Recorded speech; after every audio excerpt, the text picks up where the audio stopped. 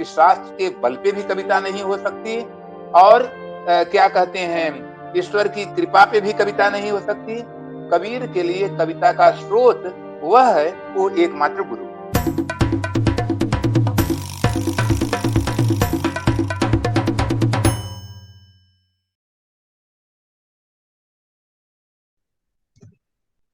नमस्कार।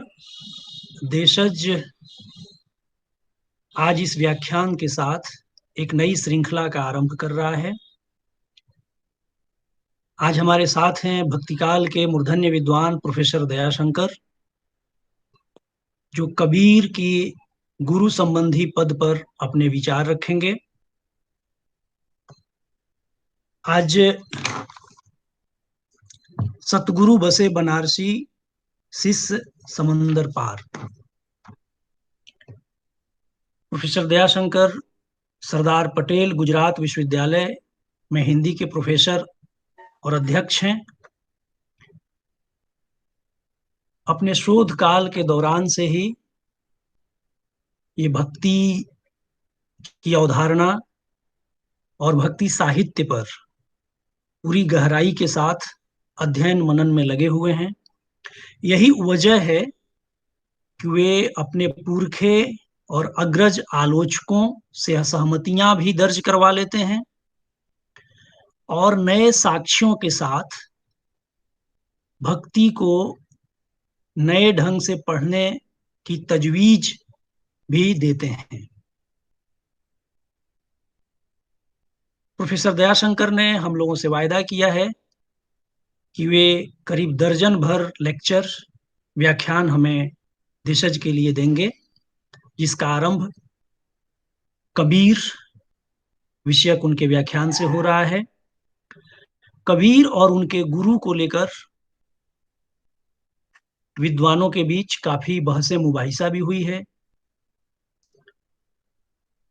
कुछ दशक पहले तक लगभग यह स्वीकार्य था कि कबीर के गुरु रामानंद हैं।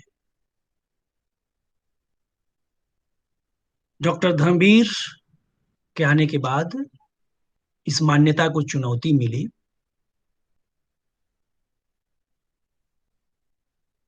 और नए सिरे से उनके गुरु को लेकर किंवदंतियों, साक्ष्यों पर बहस शुरू हो गई। तो हम बहुत हार्दिक स्वागत करते हैं अपने विद्वान वक्ता प्रोफेसर दयाशंकर का और उनसे आग्रह करते हैं कि वे अपना व्याख्यान आरंभ करें। प्रोफेसर दयाशंकर। प्रिय राजीव जी और प्रिय नीलेश जी, सामान्यतः मेरी जो आदत है एक अध्यापक के रूप में, वो बहुत ज्यादा लिखने और बहुत ज्यादा व्याख्यान देने की नहीं है। लेकिन मैं ऐसा मानता हूं कि इसका श्रेय खास तौर से राजीव रंजन जी का को जाता है कि 4-5 साल पहले या 6 साल पहले आलोचना में या कहीं उन्होंने मेरा एक लेख हजारी प्रसाद द्विवेदी पर पढ़ा था। वो संपर्क में आए और उनकी बराबर एक कोशिश रही, हमेशा प्रेरित करते रहे कि सर आप सोचते बहुत अच्छा है, तो लिखते भी बहुत अच्छा है, तो इस चीज को आगे बढ़ाना चाहिए। तो इस तरफ मेरी प्रवृत्ति हुई। और कुछ साल पहले, वैसे मैं पढ़ता तो जरूर रहा हूँ, जो कुछ भी क्योंकि मेरा शोध कार्य कबीर और तुलसी पर है, तो उन पर जो भी पुस्तकें, नई से नई पुस्तकें प्रकाशित होती थी, जरूर वो मेरे अध्ययन के क्षेत्र में आती थी, लेकिन लिखता नहीं था। तो इसी तरह से धर्मवीर पे लिखा, क्या कहते हैं, पुरुषोत्तम अग्रवाल पे लिखा, और जब दलित लेखकों ने हजारी प्रसाद द्विवेदी पर बहुत आक्रमण किया, तो उस पर भी एक मेरा आलेख है।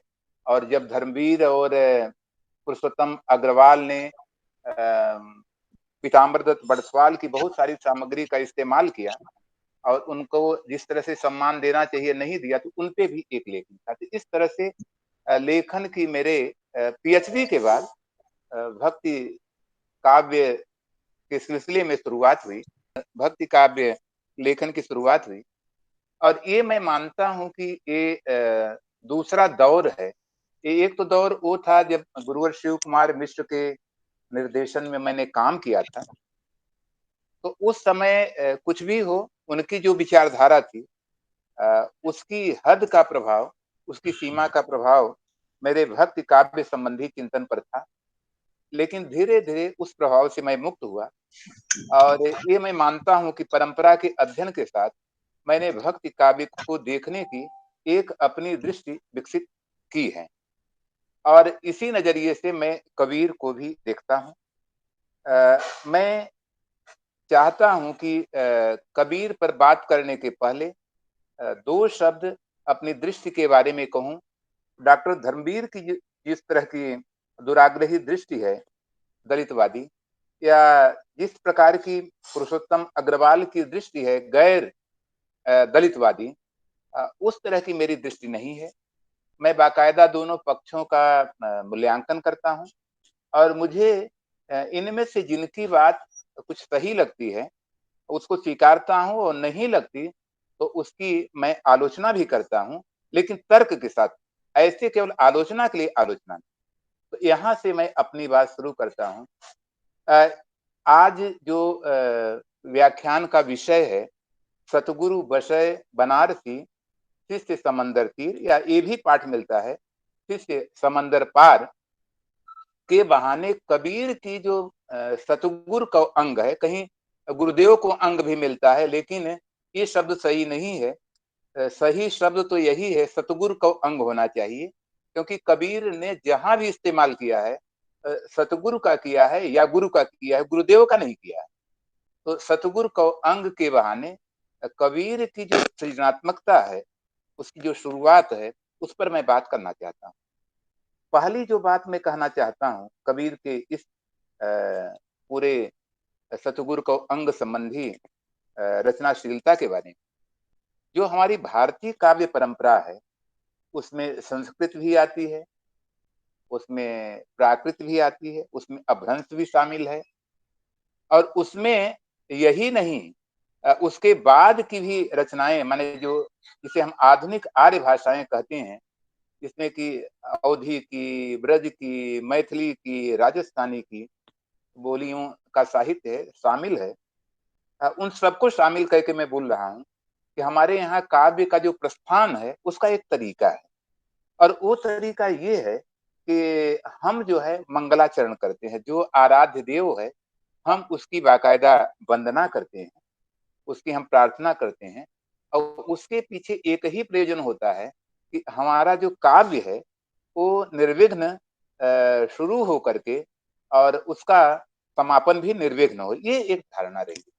जैसे उदाहरण के लिए कालिदास हैं, तो चाहे अभिज्ञान शाकुंतलम हो, चाहे मालविकाग्निमित्रम हो, चाहे रघुवंशम हो, कालिदास का यह श्लोक इतना प्रसिद्ध है, वह भी मंगलाचरण का ही भाग है कि वागर्था विभुषम पृक्तौ वागर्थ प्रतिपत्तये जगतः पितरौ वंदे पार्वती परमेश्वरौ। अब कालिदास के सबसे अधिक आराध्य शिव और पार्वती थे, तो उन्होंने वहां से मंगलाचरण शुरू किया।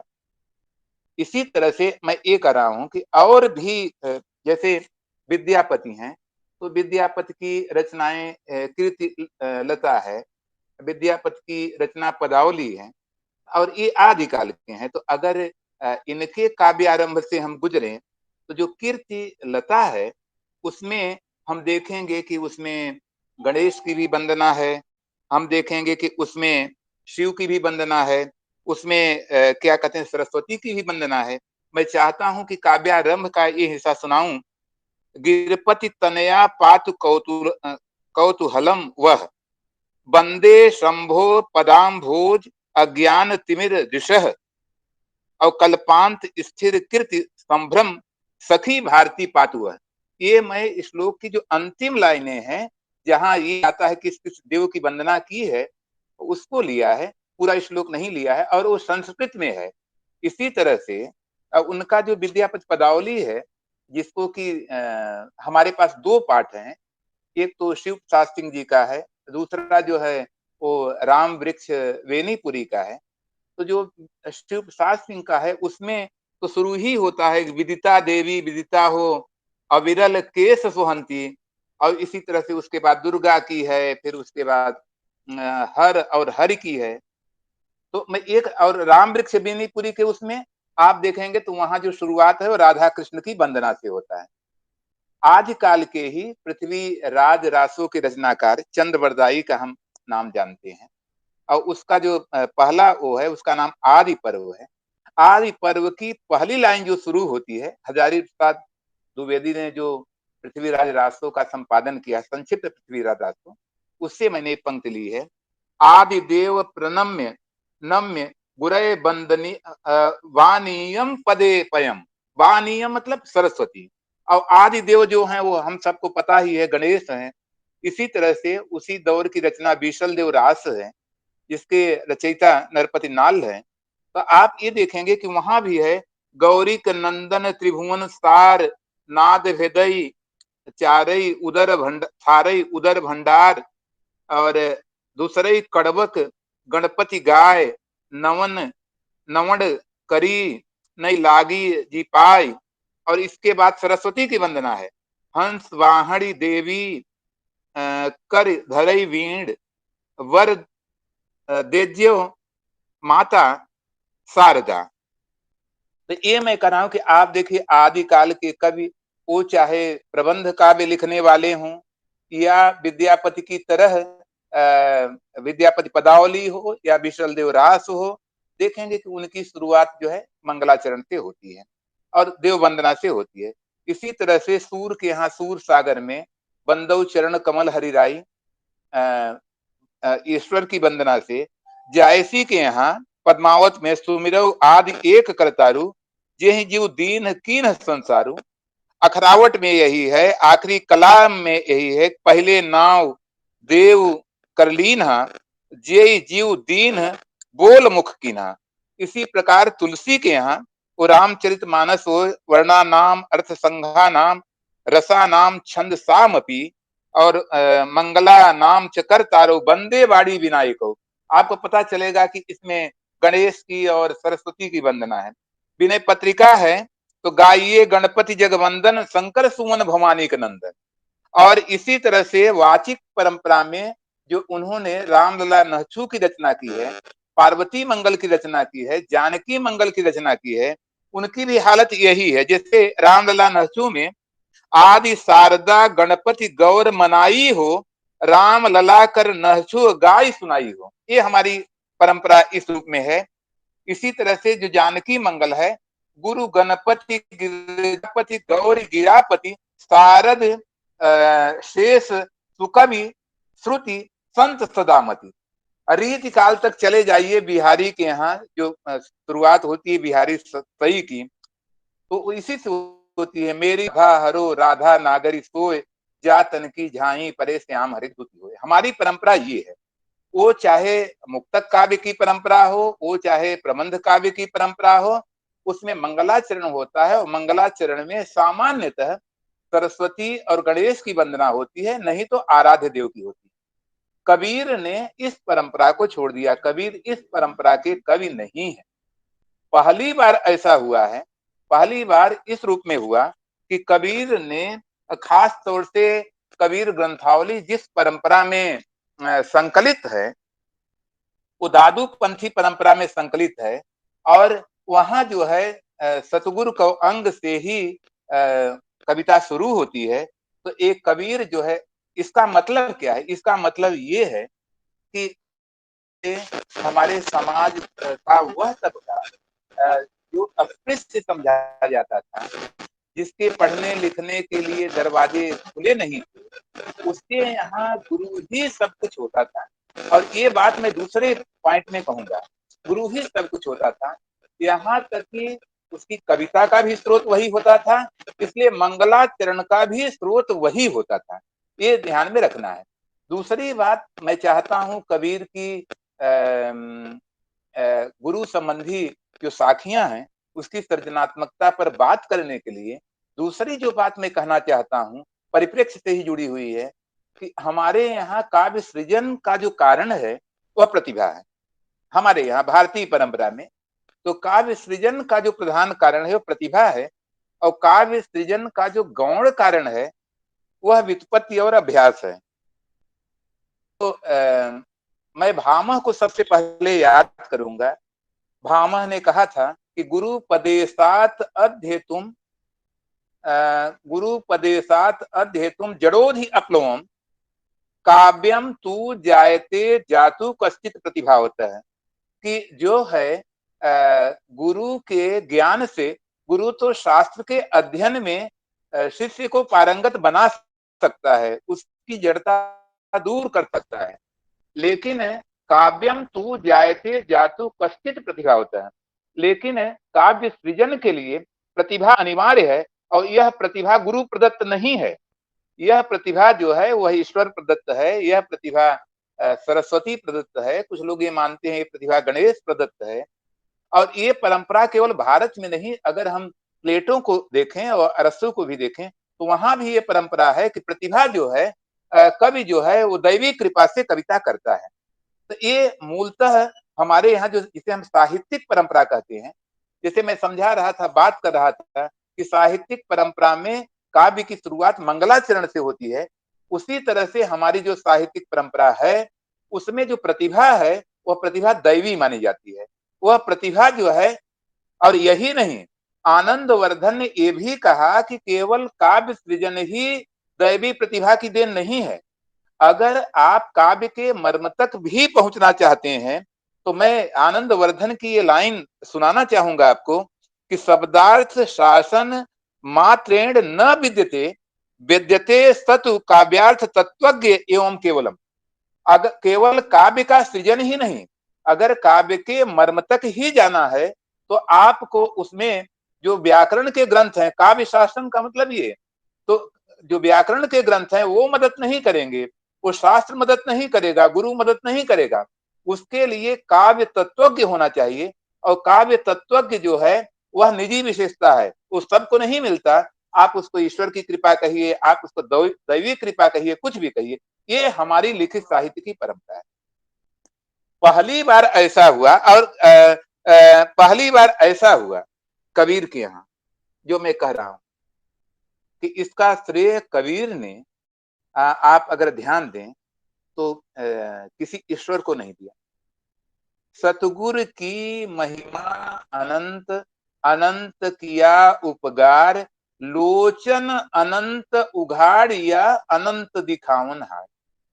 ये जिसे हम कहते हैं कि हृदय की आंख है, घनानंद की कविता से आपको पता चलेगा कि केवल तीसरा चक्षु जो है दिमाग का ही नहीं होता। समुझे कविता घन आनंद की, ही आखिन नेह की पीरत की।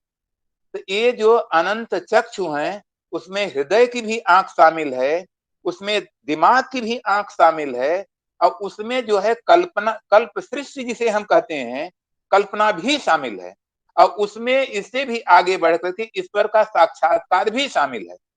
तो ये सारी चीजें, वो चाहे आंख, हृदय की अनंत आंखें हों, वो चाहे दिमाग की अनंत आंखें हों जिसे हम दिव्य चक्षु कहते हैं, और वो चाहे अनंत कल्प सृष्टि हो, और यहां से ले करके वो चाहे गुरु ईश्वर का साक्षात्कार हो, ये सारी क्षमता कबीर ने, इसका श्रेय जो है वो गुरु को दिया। और उसका कारण यही था कि जो खास तौर से अनपढ़ लोगों की परंपरा थी, जिनके लिए स्कूल वर्जित था, जिनके लिए शास्त्र वर्जित था, जिनके लिए किताबें वर्जित थी, उनके लिए गुरु ही उनकी प्रतिभा का स्रोत होता था, उनके काव्य सृजन का स्रोत होता था, सब चीजों का स्रोत वही होता था।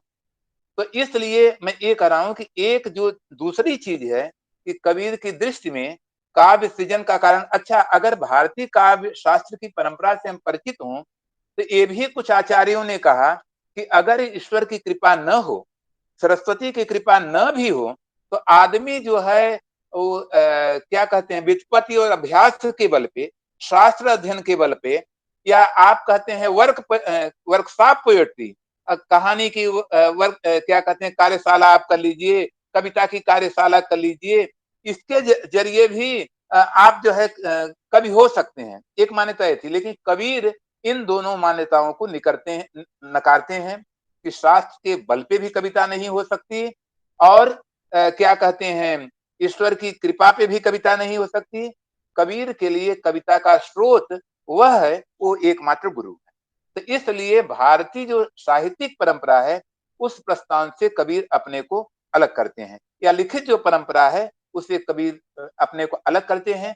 निश्चित रूप से यह एक ऐसी वाचिक परंपरा थी, खास तौर से अनपढ़ लोगों को, जिसको हम दलित के नाम से जानते हैं, जिनको हम अस्पृश्य के नाम से जानते हैं, आप महिलाएं भी उसमें शामिल कर सकते हैं, जिसमें कि उनको जो सिखाता था वही जो है उनकी आशु कविता का, आशु कल्प सृष्टि का, ज्ञान का और उसके हृदय की आंख का स्रोत होता था। तो ये दूसरी बात मुझे कहनी थी, कबीर की जो सतगुरु देव को अंग है उस पर बात करनी है, या कबीर की गुरु संबंधी जो साखियां हैं उसकी सृजनात्मकता पर बात करनी है। तो बहुत जरूरी है, क्योंकि तब तक हम कबीर की गुरु वंदना की, जिसे सृजनात्मकता कहते हैं या जिसे क्रिएटिविटी कहते हैं, तब तक हम समझ नहीं पाएंगे जब तक हम ये न जाने कि भारत में गुरु वंदना की क्या परंपरा रही, और कबीर के जो समकालीन कविता है, वो समकालीन जो कवि हैं आगे पीछे के,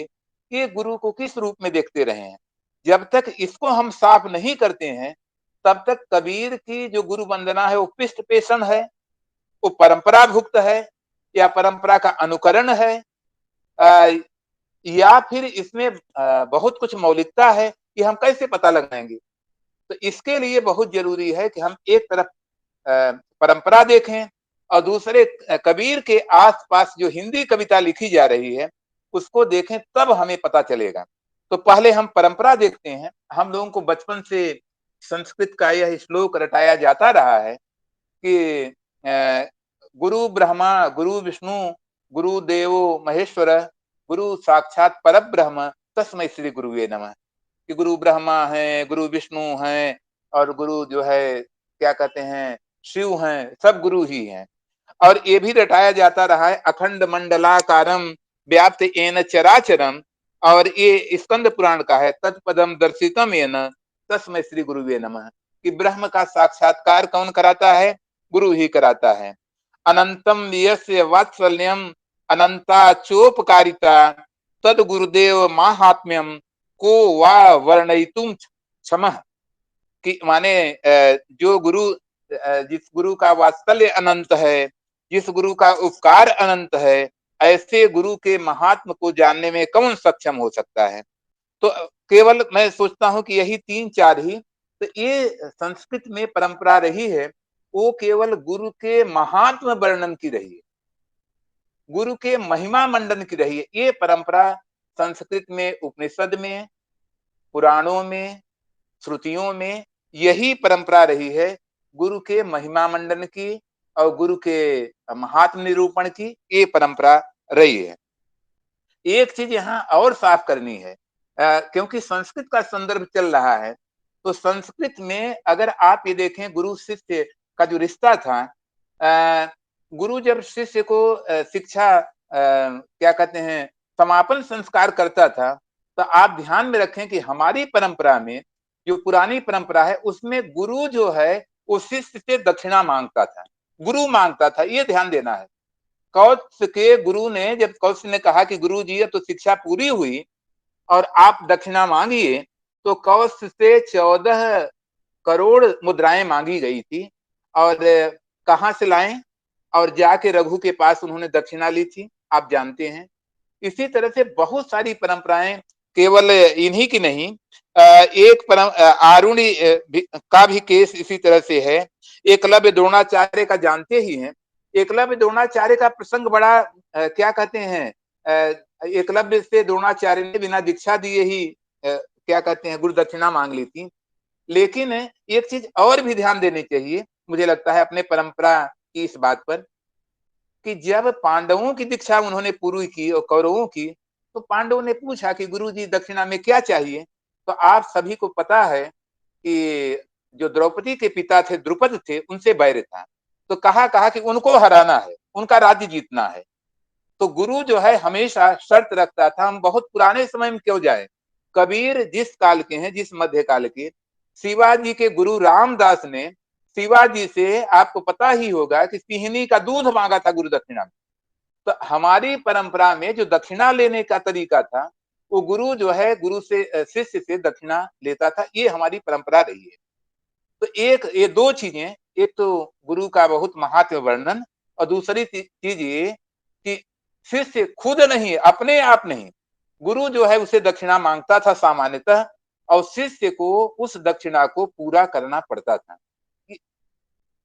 सवाल ये है कि कबीर की जो समकालीन परंपरा है, कबीर की जो समकालीन परंपरा है, कबीर हम सभी जानते हैं, और इस बात को सबसे पहले पीताम्बर दत्त बर्थवाल ने रेखांकित किया, और हजारी प्रसाद द्विवेदी ने भी हिंदी साहित्य की भूमिका में ये रेखांकित किया कि मध्यकाल में गुरु महिमा का बहुत महत्व है, और ये जो है, जो सहज यानी तांत्रिक हैं, उनसे ये परंपरा चली आई है मध्यकाल में। लेकिन मैंने कहा कि इसके पहले बर्थवाल जी ने सबसे पहले इस चीज को रेखांकित किया था। गोरखवाणी बर्थवाल जी ने ही क्या कहते हैं, प्रकाशित की है, संपादित की है।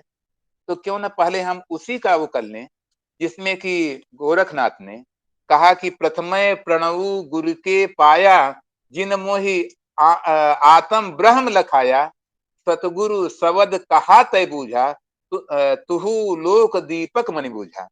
तो ये आप देखें कि ये परंपरा, और यही नहीं, और भी जो ग्रंथ हैं इनके क्या कहते हैं, जैसे शिव संहिता है, तो उसमें भी संस्कृत में है, गुरु पिता गुरुर माता गुरुर्देवो न संशय, कर्मण्यम मनसा वाचा तस्मात् सर्वे प्रसेव्यते, गुरु प्रसाद सर्वम लभ्यते सुहात्मनः, तस्मात् सेव्यो गुरु नित्यम मन्यथा न शुभम भवेत्। तो ये मैं कह रहा था कि आप ये देखें, जिस परंपरा से कबीर को जोड़ा जाता है, उस परंपरा में गुरु के महात्म्य का ही वर्णन है, गुरु के। और भी देखें हम, क्योंकि कबीर जिस काल के हैं, भक्ति काल के हैं, भाई उनके पास ही जायसी हैं, थोड़े समय के बाद सूरदास हैं, तुलसीदास हैं। तो हम चाहते हैं कि जरा देखें कि ये लोग कैसे अपने गुरुओं को देखते हैं। तो जायसी को मैं लेता हूं। जायसी ने जो अपने गुरुओं के बारे में कहा, तो सैयद अशरफ पीर पियारा, जे ही मोहि पंथ दीन उजियारा, लेसा हिये प्रेम कर दिया, उठी ज्योतिभा निर्मल हिया, मारग हुत अंधियार जो सूझा, भा अंजोर सब जाना बूझा, वही सेवत पै पाई करनी, उघरी जीव प्रेम कवि वर्णी। तो जायसी भी अपने कवित्व का श्रेय अपने गुरु को ही दे रहे हैं। और एक, क्योंकि निर्गुणिया थे, और एक बात और भी कि रास्ता हमारा अंधेरा था, वो उजाला हो गया, और 2 पैराग्राफ में यही उन्होंने वर्णन किया था। इस पर टिप्पणी विजय देव नारायण शाही की है। विजय देव नारायण शाही की टिप्पणी ये है कि ये जो खिदमतगारी है अशरफ की और उनकी पूरी शिष्य परंपरा की, ये सामान्य श्रद्धा से अधिक कुछ नहीं है। सच तो यह है कि दिमागी और भावनात्मक तौर पर, माने दोनों क्षेत्रों में, जायसी अपने समय के इन बाबाओं से कहीं बड़े आदमी थे। तो यह एक रस्म अदायगी है। और सूर के यहाँ एक पद ऐसा मिलता है जो कि इनके बारे में है, क्या कहते हैं, वल्लभाचार्य के बारे में है। और एक पद और भी बीच में मिलता है, तो मैं चाहूंगा कि वो भी सुनाऊंगा, तो गुरु का आपको पता चल जाएगा कैसे गुरु हैं। गुरु बिन ऐसी कवन करे, माला तिलक मनोहर बाना, ले सिर छत्र धरे। तो ये सूर के गुरु हैं। और जायसी तुलसीदास के गुरु, इस शब्द पर खासतौर से ध्यान दें, क्योंकि बराबर ये कोट किया जाता है कबीर के साथ इनको। शब्द पर खासतौर से ध्यान दें। बंदहु गुरु पद कंज कृपा सिंधु नर रूप हरि, महामोहतम पुंज जासु वचन रवि करनिकर, श्री गुरु चरण सरोज रज निजमन मुकुर सुधार। और भी जगह, बंदहु गुरु पद पदुम परागा, श्री गुरु पद नख मणिगण ज्योति, श्री गुरु गुरु पद रज मृदु मंजुल अंजन और जे गुरु पद अंबुज अनुरागी ते लोकहूं वेदहूं बढ़वा। अब तुलसीदास के यहाँ जो ये गुरु वंदना है, अगर लाइनें हम एक साथ सब रख दें तो ये वैसे ही है जैसे श्री रामचंद्र कृपाल भजुमन हरण भय भव दारुणम नव कंज लोचन कंज मुख कर कंज पद कंजारू। इतना परंपरा भुक्त है कि हर जगह जहां भी गुरु की वंदना आएगी तो वो चरण आ जाएगा, वो पद आ जाएगा, वहां कमल आ जाएगा, इतना परंपरा भुक्त है। और सबसे बड़ी बात यह है कि ये वर्णन की गुरु वंदना वर्णन की रूढ़ से पूरी तरह तुलसी की जो गुरु वंदना है वो ग्रस्त है, तुलसी की। और कोई चीज ऐसी जो रूढ़ ही होती है, कोई चीज जब रूढ़ होती है तो उसमें पुनरावृत्ति की पूरी गुंजाइश रहती है, जैसा कि तुलसी की गुरु वंदना में है। और सबसे बड़ी बात यह है कि जब कोई चीज की बार बार पुनरावृत्ति होती है तो उसमें संवेदना का जो विकास है, उसमें जो विचारों का विकास है, उसके लिए गुंजाइश नहीं होती और उसमें कोई मौलिकता नहीं होती, परंपरा पालन भर होता है। तो इस तरह से वो चाहे जायसी की हो, वो चाहे तुलसी की गुरु वंदना हो, ये गुरु वंदना केवल परंपरा निर्वाह के लिए है, परंपरा पालन के लिए है। और इसलिए इस परिप्रेक्ष्य में जब हम कबीर की गुरु वंदना देखेंगे तो हमें बहुत सारी चीजें ऐसी मिलेंगी जो हमें बहुत क्या कहेंगे, हमें बहुत चमत्कृत करेंगी। लेकिन राजीव रंजन गिरी ने बहुत अच्छी एक बात कही थी प्रस्तावना में। मैं चाहता हूं कि कबीर की गुरु वंदना पर विस्तार से बात करने के पहले मैं ये देखूं कि कबीर की कविता के सिलसिले में किन आलोचकों ने उनके गुरु के बारे में बात की। हजारी प्रसाद द्विवेदी चूंकि पहले उनके व्यवस्थित आलोचक माने जाते हैं, स्वतंत्र किताब उनकी पुस्तक पर लिखी थी उन्होंने, तो उसमें 2 अध्याय में 2 अध्याय का मतलब ये कि एक जो बाह्याचार वाला अध्याय है, प्रकरण है, और दूसरा संतो भगति सतो गुरु आनी। इन 2 प्रकरण में गुरु का संदर्भ उन्होंने लिया है, लेकिन ज्यादातर वो जो संदर्भ है वो रामानंद और कबीर से संबंधित है। और उसके बारे में मेरी जो राय है, मेरी जो समझ है वो ये है कि धन्य और हाय के रंग में भावुकता और आवेशपूर्ण गुरु प्रताप का बखान है। ये मेरा अपना मत है कि हजारी प्रसाद द्विवेदी ने कबीर की जो गुरु वंदना है उसके बारे में जो उसका मूल्यांकन उन्होंने किया है वो धन्य और हाय के रंग में है और उसमें बहुत भावुकता है, बहुत आवेशपूर्ण कथन है। लेकिन एक बहुत मार्के की बात कही और मुझे ये लगता है कि जिसका कि बाद के आलोचक पुरुषोत्तम अग्रवाल तो उसी परंपरा के हैं, चलो धर्मवीर दूसरी परंपरा के थे, लेकिन फिर भी पुरुषोत्तम अग्रवाल को जिस तरह से इस चीज को विकसित करना चाहिए था नहीं विकसित किया, और डॉक्टर धर्मवीर को इसलिए विकसित करना चाहिए था इस बात को, या इस बात को नहीं अपने तरह से विकसित करना चाहिए था, क्योंकि वो जिस विचारधारा के समर्थक हैं, जिस दलित आइडियोलॉजी के समर्थक हैं, उसके सबसे बड़े प्रवक्ता संस्थापक डॉक्टर भीमराव अंबेडकर हैं। और डॉक्टर भीमराव अंबेडकर के जो 3 गुरु हैं उसमें पहले गुरु जो है वो कबीर है। तो हजारी प्रसाद द्विवेदी ने महत्वपूर्ण बात ये कही थी कि कबीर दास ने सतगुरु को पाकर अपने को बड़भागी समझा। गुरु की सफलता केवल गुरु के ही महत्ता पर निर्भर नहीं होती, शिष्य भी ऐसा कृति होना चाहिए और कबीर ऐसे ही कृति शिष्य थे। तो हजारी प्रसाद द्विवेदी ने श्रेय, पूरा श्रेय उनके गुरु को ही नहीं दिया, बल्कि ने कबीर अगर की इतनी महिमा है तो उसका श्रेय कबीर के व्यक्तित्व को भी है। इस चीज की जो खोज होनी चाहिए, इस चीज का जिस तरह से विकास हिंदी आलोचना में होना चाहिए था, वो न तो पुरुषोत्तम अग्रवाल जी ने किया और न तो डॉक्टर धर्मवीर ने किया। और ये बात जब मैं कह रहा हूं तो ये बात मैं हवा में नहीं कह रहा हूं, मैं भी साहित्य का एक अध्यापक हूं और अध्यापक के साथ आज भी एक विद्यार्थी ही हूं। इन लोगों की किताबों के अध्ययन के बाद मैं ऐसा कह सकता हूं।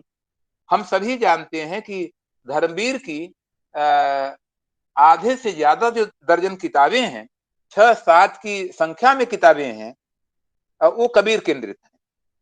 और कम से कम 3 किताबें ऐसी हैं जिसमें ये संदर्भ आता है। एक तो कबीर के आलोचक जो उनकी पहली पुस्तक है, जो 1997 में छपी थी, उसका उपसंहार कुछ ऐसे उससे होता है और मैं सुनाना चाहता हूं कि कबीर के गुरु मक्खी और मच्छर हो सकते थे, कबीर के गुरु कुत्ते और बिल्ली हो सकते थे, लेकिन रामानंद ब्राह्मण उनके गुरु कभी नहीं हो सकते थे।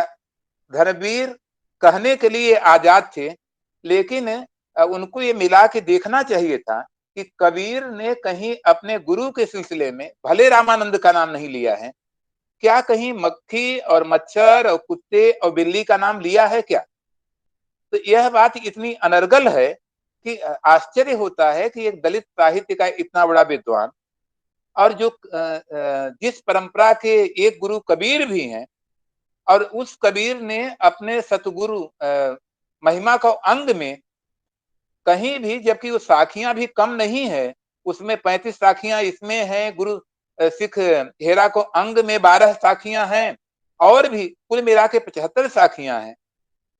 लेकिन ये उन्होंने मिलाकर और खुद उन्होंने अंतिम वाले हिस्से में, माने जो उनकी अंतिम किताब है महान आजीवक कबीर रैदास और क्या कहते हैं गोसाल, उसमें भी उन्होंने जो मैं कह रहा हूं कि 71 साखियां और 4 पद गुरु संबंधी उन्होंने उसमें एडिट किया है।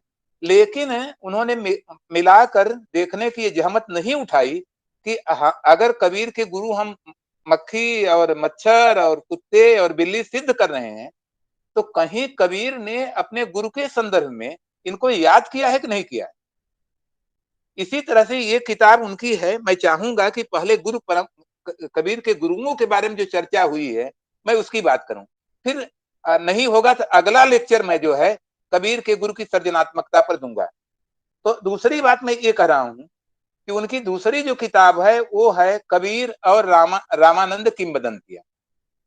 उसमें जो खलनायक हैं, आप ध्यान रखिए, रामानंद तो है ही है, रामानंद के साथ हजारी प्रसाद द्विवेदी हैं, विश्वनाथ प्रसाद मिश्र हैं, ये सब उनके खलनायक हैं। और एक व्यक्ति और भी हैं, रामविलास शर्मा हैं।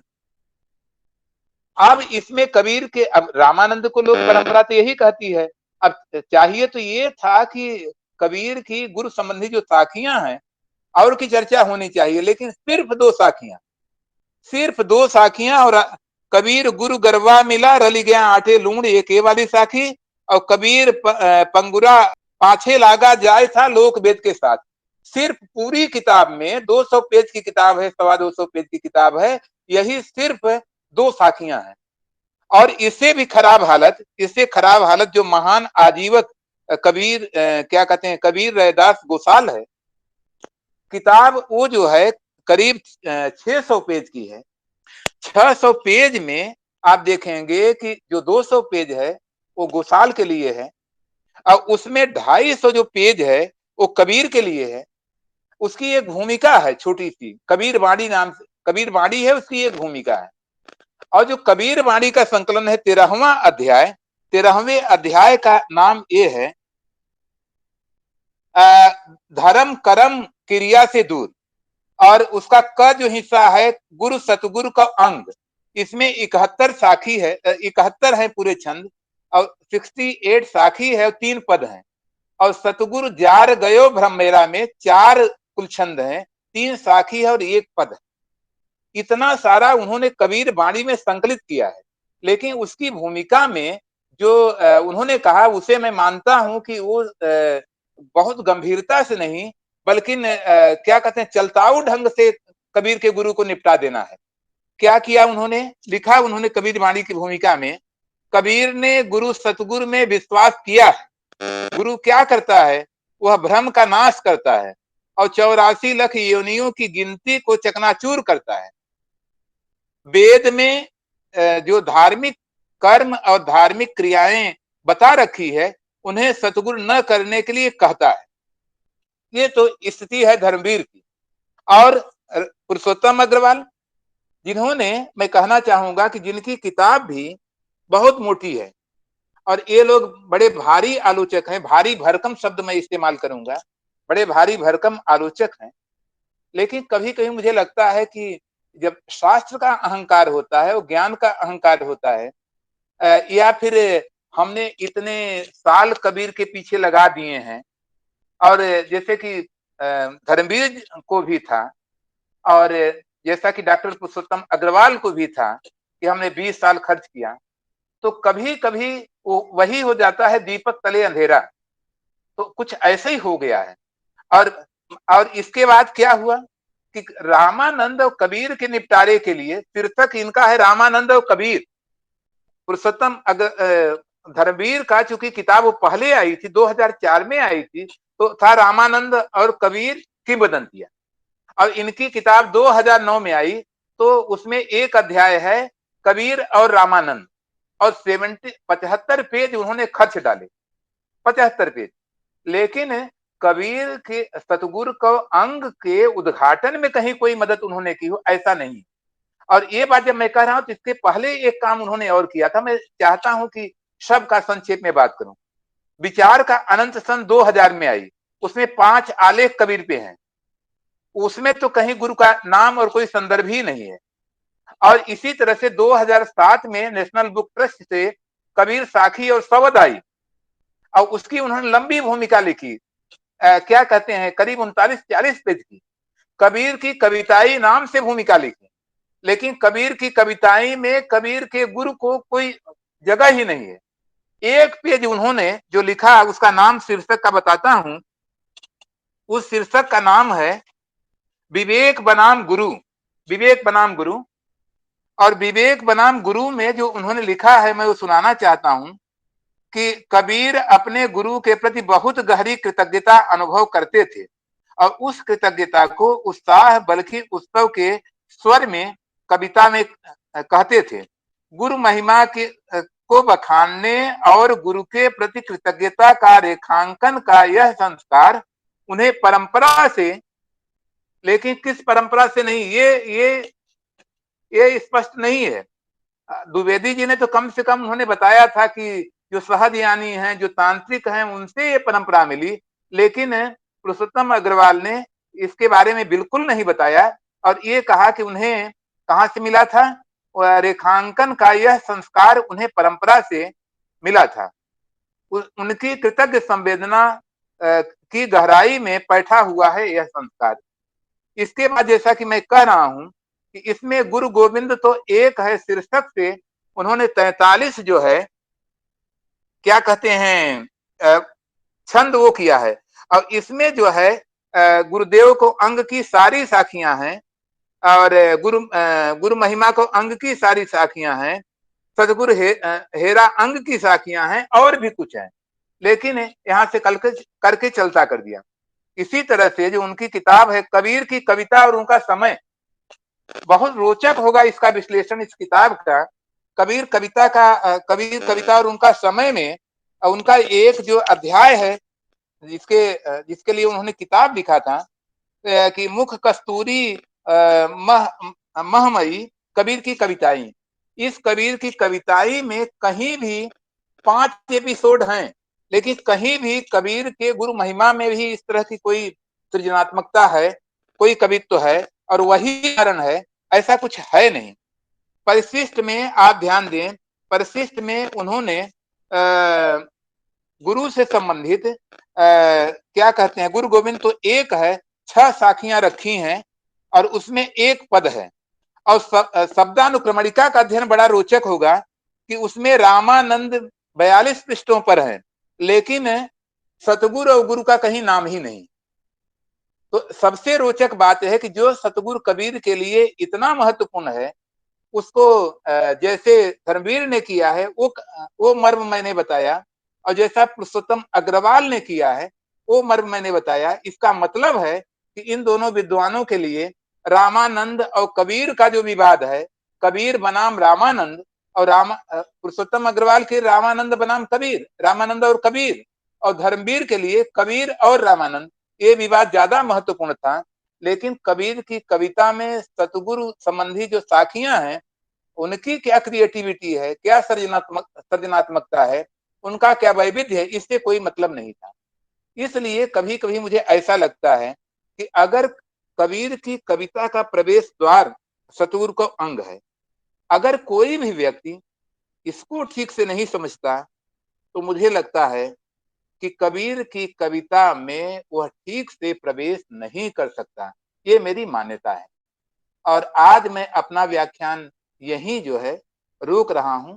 आज मैंने सिर्फ एक बैकग्राउंड बनाई है, एक भूमिका बनाई है, और आगे जो बात होगी वो पूरा का पूरा जो है वो जो है कबीर की जो गुरु महिमा का अंग है, उसकी सृजनात्मकता पर होगी। जी सर, शुक्रिया सर। बहुत शुक्रिया सर।